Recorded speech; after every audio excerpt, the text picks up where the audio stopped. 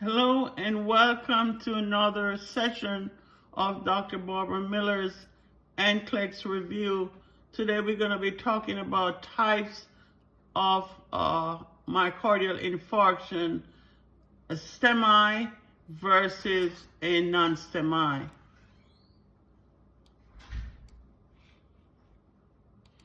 So what is a STEMI?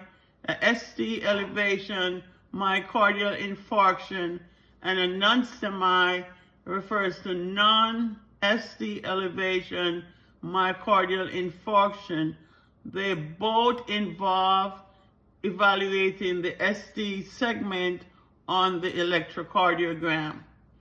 ST elevation myocardial infarction, also known as the STEMI, occurs when there is a persistent, complete, and persistent occlusion of the coronary artery. It is seen on the electrocardiogram as an elevated ST segment. And in contrast, a non-STEMI elevation myocardial infarction, this is significant coronary narrowing or microemboli or a short-term occlusion.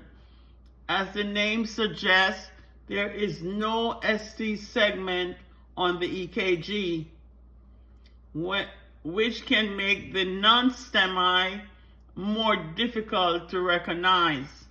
Instead, it is diagnosed based on the patient's clinical symptoms and the presence of an elevated cardiac enzymes.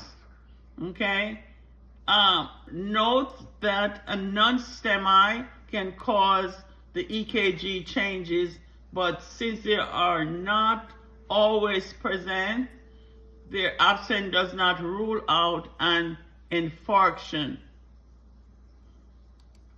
So what are some signs and symptoms of these types of heart attack? Both conditions can present with chest pain, but the STEMI typically has more severe symptoms due to the complete blockage. And a non-STEMI, does not have an ST elevation when you look on the EKG, but you may have an ST or T wave or changes in the T wave. Patient with a STEMI usually present with acute chest pain and need to be seen in the cath lab stat or immediately for reperfusion therapy, usually in the form of cardiac cath or angiography to insert a stent. So ruling out the STEMI is the main reason for the 12-lead EKG, and it is critical that you learn to identify them, even as nurses. So how do they diagnose? The STEMI is diagnosed through the electrocardiogram. You will see changes and elevated cardiac biomarkers. The cardiac biomarkers like your troponin, your myoglobulin, your creatine, while the non-STEMI may show elevated biomarkers without any significant changes on the electrocardiogram. So what are some nursing considerations that for these two types of infarction or heart attack?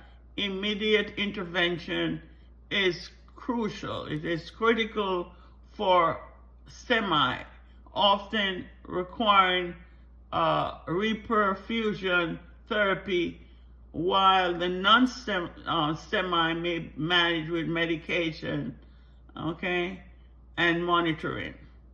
These distinctions are crucial for nursing assessments, interventions in patients experiencing myocardial infarction. So for STEMI medication, you want to give an aspirin. Aspirin could be 325 milligrams PO. You want to give antiplatelet drugs, anticoagulant drugs. You want to give the nitroglycerin and atorvastatin, okay? You want to give morphine, oxygen, and beta blockers as ordered.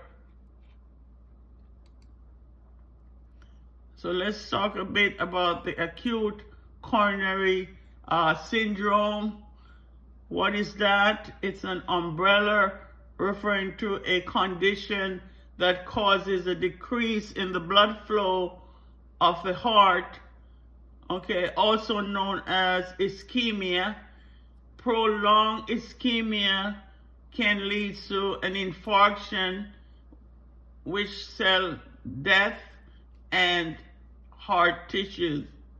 The cell death causes a release in the troponin into the blood, an enzyme that is not usually found in systemic circulation. Cardiac ischemia is usually secondary to atherosclerosis, which is a buildup of plaque within the coronary arteries.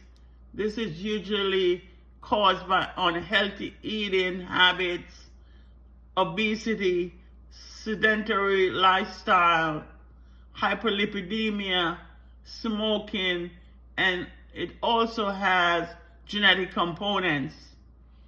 This plaque can rupture, releasing contents into the blood, which causes a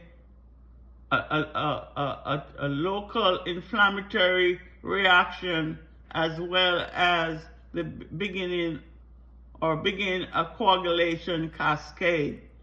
This blood clot can completely occlude an artery, leading to an infarction. Thanks for watching this short video on STEMI and non-STEMI, and also acute coronary artery syndrome. Please like, share, subscribe, please, to help the channel grow. Thank you for watching.